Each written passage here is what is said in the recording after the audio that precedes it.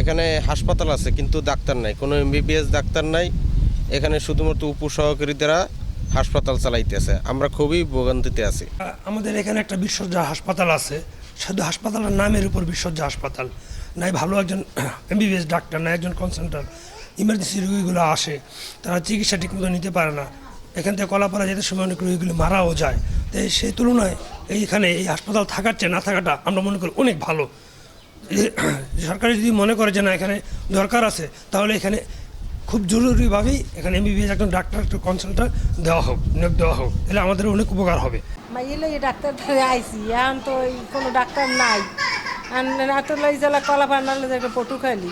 আমরা কুয়াকাটাবাসী, আমরা মানে অসুস্থ হলে রোগী নিয়ে অনেক অসুস্থ জীবনযাপন করতে হয়। যদি ডক্টর দেখাতে যেতে হয় অনেক দূরে যেতে হয়, যার কারণে এখানে কোনো গাইনি বিষয় অভিজ্ঞ বা ভালো কোনো ডক্টর এমবিবিএস দেখানো যায় না। আমাদের অনেক দূরে যেতে হয়, খুব কষ্ট হয়, রোগীরা অনেক ভোগ করে। এক জায়গায় মহিলা গাইনি ডাক্তার নেই, তো মহিলাদের চিকিৎসা করার জন্য একটা গাইনি ডাক্তার দরকার। তো মেয়েদের পার্সোনাল জিনিস এগুলো তো মেয়েরাই জানে, তো মেয়েদের সাথেই শেয়ার করা যায়। এগুলো তো বাইরে পুরুষের সাথে একটু গ্রামের মানুষ একটু খায়, হিমশিম খায়, যে কথা বলা যায় না, শরম পায়। তো তাদের অনেক রোগ তাদের ভিতরেই থাকে।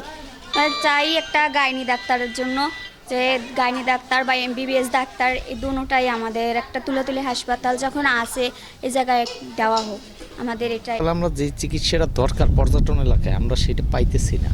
একজন কম্পাউন্ডার দিয়ে তো আসলে এত বড় একটা প্রতিষ্ঠান চলে না। আমি আজকে 4 দিন থেকে এইখানে হাঁটতেছি। এমবিবিএস ডাক্তার না থাকার কারণে আমাদের এখানে সেবার ঘাটতি, রোগীদের সেবা পরিপূর্ণভাবে তারা পাইতেছে না। দিবে এমবিবিএস ডাক্তার, সেটা না থাকার কারণে আমরা ওই রকম সেবা দিতে পারতেছি না রোগীদেরকে। যে আমাদের এখানে ওই যে আউটডোর আর ইমার্জেন্সি সার্ভিস চালু আছে, তো তাই আউটডোর আমি এখানে একাই দেখি, এমার্জেন্সি আমরা দেখি করি। আর ইমার্জেন্সিতে অতটা চাপ নাই, কিন্তু আউটডোরে একটু মোটামুটি চাপ আছে রুগীর। 3 মাস ধরে আছি এখানে। আর এর আগে আমি ছিলাম মহিপুর সাব সেন্টারে ছিলাম। মানে সমস্যা হচ্ছে কি, সমস্যাটা আমি সাপোর্ট দিতে পারতেছি না। আমি এর ভিতর ওখানে মাত্র একজন ডাক্তার ছিল, মূল যে কলাপাড়ায়। হ্যাঁ, আমি গলাচিপা থেকে 2 জন, ওইখানে ছিল হচ্ছে 6 জন, ওখান থেকে 2 জন দিয়ে দিয়েছি। মির্জাগঞ্জে ছিল 6 জন, ওখান থেকে 1 জন। এই টোটাল দিয়ে কোনো মতে মানে সব মানে মুমূর্ষ অবস্থা থেকে সাপোর্ট দেওয়া হচ্ছে। জেলায় তো আমার কোনো ডাক্তার নাই।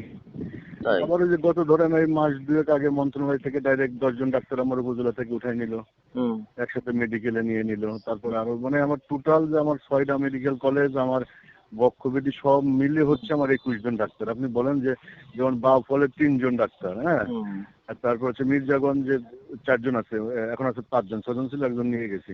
তারপর হচ্ছে যে ইসিওর নাম কি, ওই যে সেটা বলো না, ওই যে এখন আপনি বলেন ওই 3 জন ডাক্তার দিয়ে আপনি কয় বেলা ডিউটি করাবেন?